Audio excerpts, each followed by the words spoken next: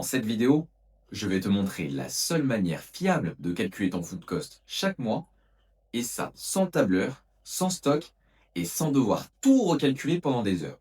Et à la fin, je vais te montrer comment ce simple réflexe peut te faire gagner entre 5 et 10 points de marge net dès le premier mois.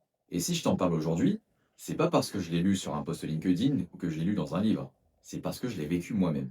J'ai commencé à bosser à 18 ans dans la restauration rapide, j'ai gravi les échelons jusqu'à devenir directeur d'un restaurant. J'ai fait des inventaires à minuit, j'ai refait les plannings dans l'urgence parce qu'un équipier m'avait planté le matin. Je gérais tout, les livraisons, les pertes, les stocks. Et tu vois, à la fin du mois, j'avais cette même sensation que toi.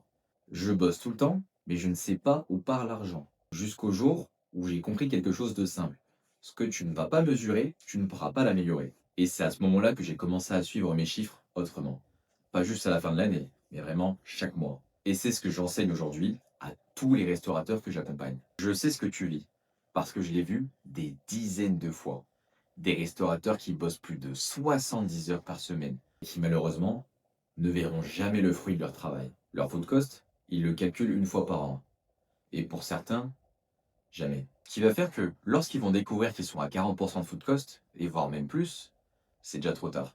Ils ont déjà un pied dans la tombe. En gros, ton food cost, ça va être la proportion de ton chiffre d'affaires qui va partir dans l'achat de tes marchandises. Et si je dois t'expliquer ça différemment, aujourd'hui, c'est ce que tu dois payer pour faire des ventes. C'est exactement le rapport entre ce que tu vas acheter et ce que tu vas vendre. Mais la clé de tout ça, c'est la fréquence et la méthode de suivi que tu vas utiliser. Si tu le calcules une fois par an, tu vas découvrir tes pertes trop tard.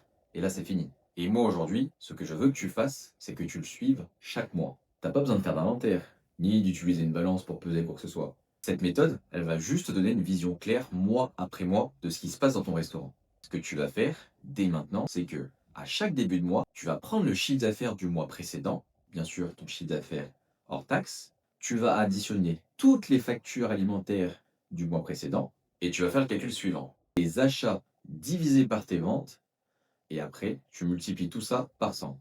Et c'est grâce à ça que tu vas obtenir le food cost de ton mois. Si t'es entre 25 et 30%, t'es top.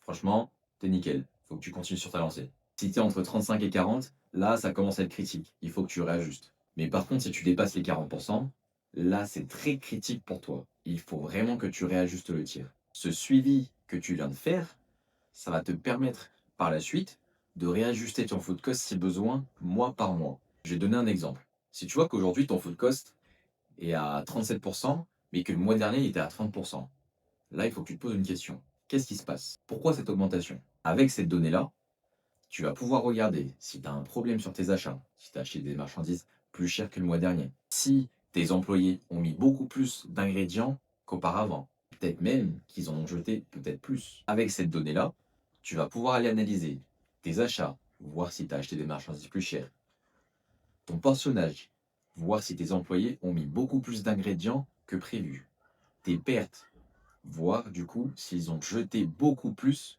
que prévu également. Toi, le suivi mensuel de ton food cost, ça va te permettre de corriger le tir immédiatement, dès le mois suivant. Alors que si tu avais fait ça uniquement à la fin de l'année, tu serais déjà mort, tu l'aurais même pas vu. Ce simple réflexe-là va tout changer dans la gestion de ton restaurant. Parce que quand tu vas analyser ton food cost chaque mois, tu vas arrêter de subir et tu vas devenir le maître de ton business. Et c'est exactement comme ça que chacun de mes clients arrive à récupérer entre 5 et 10 points de marge net par mois.